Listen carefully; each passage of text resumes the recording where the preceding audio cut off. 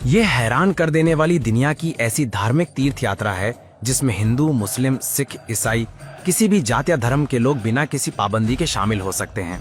हज में जाने के लिए मुस्लिम होना जरूरी, कांवड़ यात्रा में शामिल होने के लिए हिंदू होना जरूरी, कुंभ मेले में जाने के लिए भी हिंदू होना जरूरी। लेकिन ये इकलौती ऐसी धार्मिक यात्रा है जिसमें 105 देशों से लोग एक साथ इकट्ठा होते हैं। सबसे अद्भुत बात यह है कि इतनी भीड़ होने के बावजूद ना चोरी होती है, ना कोई घटना, ना भगदड़। यहाँ हर तरफ अमन, मोहब्बत और इंसानियत की मिसाल देखने को मिलती है। ये चमत्कारिक पदयात्रा होती है इराक के करबला में और इसे कहते हैं अरबईन। हर साल 2 से 3 करोड़ लोग सैकड़ों किलोमीटर पैदल सफर करते हैं और रास्ते में उन्हें दुनिया की सबसे महंगी डिश से लेकर साधारण खाना, पानी, रहना, इलाज, सब कुछ बिल्कुल मुफ्त मिलता है। ये सिर्फ एक धार्मिक यात्रा नहीं बल्कि इंसानियत का सबसे बड़ा उत्सव है। कल्पना कीजिए एक ऐसी दुनिया जहाँ सीमाएं मिट जाती हैं, जहाँ धर्म की दीवारें गिर जाती हैं और जहाँ हर इंसान सिर्फ इंसान होता है। अरबईन यात्रा वो जगह है जहाँ ये सपना हकीकत बन जाता है। यहाँ हिंदू पंडित अपनी पगड़ी पहने चलते हैं, सिख भाई अपनी किरपान के साथ कदम मिलाते हैं, ईसाई पादरी क्रॉस थामे आगे बढ़ते हैं और मुस्लिम, नास्तिक, यहूदी सब एक साथ एक ही धुन में इमाम हुसैन की याद में पैदल चलते हैं। ये यात्रा सिर्फ एक पदयात्रा नहीं है, ये इंसानियत की जीत है जहाँ 105 से ज्यादा देशों के लोग अलग अलग भाषाओं, संस्कृतियों और विश्वासों के बावजूद एक हो जाते हैं। दुनिया के बाकी तीर्थ स्थलों पर जहाँ प्रवेश के लिए धर्म की जांच होती है, वहाँ अरबईन सबके लिए खुला है, जैसे स्वर्ग के द्वार जो हर प्राणी के लिए खुले हों। और सबसे हैरान करने वाली बात, इतनी विशाल भीड़, 2 से 3 करोड़ लोग जो अगर एक लाइन में खड़े हो जाएं तो पृथ्वी को कई बार लपेट लें, लेकिन यहाँ कभी चोरी नहीं होती, कभी लूट नहीं, कभी झगड़ा नहीं। जहाँ दुनिया की अन्य रैलियों या मेलों में हजारों की भीड़ में ही भगदड़ मच जाती है, वहाँ करोड़ों की भीड़ में शांति का समंदर बहता है। कोई अपना पर्स गिरा दे तो लोग उसे उठाकर लौटा देते हैं, कोई थक जाए तो अजनबी उसे कंधा दे देते हैं। ये यात्रा इंसानियत की उस ऊंचाई को छूती है जहाँ नफरत की कोई जगह नहीं, सिर्फ प्यार और करुणा का राज है। इराक जो दुनिया की नजरों में युद्ध और तबाही का प्रतीक है, यहाँ इंसानियत का स्वर्ग बन जाता है। करबला की धरती जहाँ 1400 साल पहले खून बहा था, आज मोहब्बत की नदियां बहाती है। अरबईन 40वां दिन, इमाम हुसैन की शहादत के 40 दिन बाद, जब दुनिया भर से लोग इकट्ठा होकर उनकी याद में रोते हैं और चलते हैं।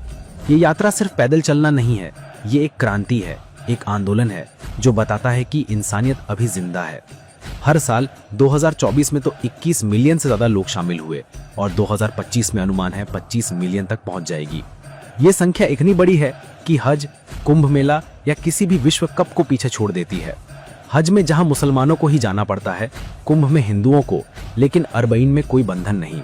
यहाँ ईरान से, पाकिस्तान से, भारत से, अमेरिका से, यूरोप से, अफ्रीका से, हर कोने से लोग आते हैं। कुछ 80 किलोमीटर नजफ से करबला तक पैदल चलते हैं, कुछ 500 किलोमीटर बसरा से, कुछ तो ईरान के मशहद से 2600 किलोमीटर का सफर तय करते हैं। ये पैदल यात्रा इतनी लंबी है कि पैरों में छाले पड़ जाते हैं, धूप में शरीर जल जाता है, लेकिन दिल में जो सुकून मिलता है वो दुनिया की कोई दौलत नहीं दे सकती। अब सोचिए इतने लंबे सफर में क्या होता है। रास्ते में हजारों नहीं, लाखों मवाकिब सेवा के तंबू लगे होते हैं। ये तंबू स्थानीय लोग लगाते हैं जो साल भर कमाई का बड़ा हिस्सा इसी में खर्च करते हैं। यहाँ खाना मुफ्त, पानी मुफ्त, चाय मुफ्त, शरबत मुफ्त, यहाँ तक कि दुनिया की सबसे महंगी डिशेस, बिरयानी, कबाब, तंदूरी, अरबी व्यंजन, सब मुफ्त। कोई पैसे नहीं लेता, बल्कि लोग आपको रुकने के लिए मजबूर करते हैं। खाओ भाई, पियो, आराम करो। अमीर लोग जो साल भर बिजनेस में व्यस्त रहते हैं, यहाँ सड़क पर खड़े होकर पानी पिलाते हैं, खाना परोसते हैं, गरीबों के पैर दबाते हैं। एक बार एक यात्री ने बताया कि वो थक कर बैठ गया तो एक स्थानीय आदमी ने उसके जूते उतारे, पैर धोए और मालिश की। वो आदमी रो पड़ा क्योंकि ऐसी मेहमान नवाजी दुनिया में कहीं नहीं मिलती। और सिर्फ खाना ही नहीं, इलाज भी मुफ्त। रास्ते में मेडिकल कैंप, डॉक्टर, नर्स, दवाइयाँ सब फ्री। पैर में छाला पड़े तो तुरंत इलाज, बीमार हो जाएं तो दवा, यहाँ तक कि बड़ी सर्जरी भी अगर जरूरत हो तो मुफ्त। एक कहानी है एक गैर मुस्लिम की जो ईसाई था। यात्रा में बीमार पड़ा तो स्थानीय लोगों ने उसे अस्पताल पहुंचाया, इलाज कराया और वापस यात्रा में शामिल किया। वो बोला कि मैंने कभी सोचा नहीं था कि इंसानियत इतनी जीवित है। ये यात्रा जहाँ इंसानियत सिखाती है, वहीं ये भी दिखाती है कि पैसा सब कुछ नहीं, सेवा और मोहब्बत सब कुछ है। अरबईन की जड़ें 1400 साल पुरानी हैं, जब 680 ईस्वी में इमाम हुसैन, पैगंबर मोहम्मद के नवासे, ने यजीद के अत्याचार के खिलाफ आवाज उठाई। करबला के मैदान में उन्होंने अपने परिवार और 72 साथियों के साथ शहादत दी। पानी तक न दिया गया, लेकिन उन्होंने झुकना नहीं सीखा। उनकी बहन जैनब ने इस कहानी को दुनिया तक पहुंचाया। और आज अरबाइन उस बलिदान की याद है। ये सिर्फ शोक नहीं बल्कि न्याय की पुकार है, अत्याचार के खिलाफ विद्रोह है। इमाम हुसैन की शहादत ने दुनिया को सिखाया कि सच्चाई के लिए मरना भी जीना है। और आज ये यात्रा उस संदेश को जीवित रखती है, जहां लोग पैदल चलकर कहते हैं हम हुसैन के साथ हैं। यात्रा के दौरान जो नज़ारे देखने को मिलते हैं वो चमत्कार से कम नहीं। लाखों लोग काले झंडे लेकर चलते हैं, मातम करते हैं, नौहे पढ़ते हैं। रात में ठंड, दिन में गर्मी, लेकिन कोई शिकायत नहीं। एक बार एक विकलांग व्यक्ति को देखा गया जो व्हील चेयर पर 80 किलोमीटर का सफर तय कर रहा था और लोग उसे धक्का दे रहे थे। बच्चे पानी बांटते हैं, बूढ़े दुआएं देते हैं। यहाँ कोई अमीर गरीब नहीं, सब बराबर।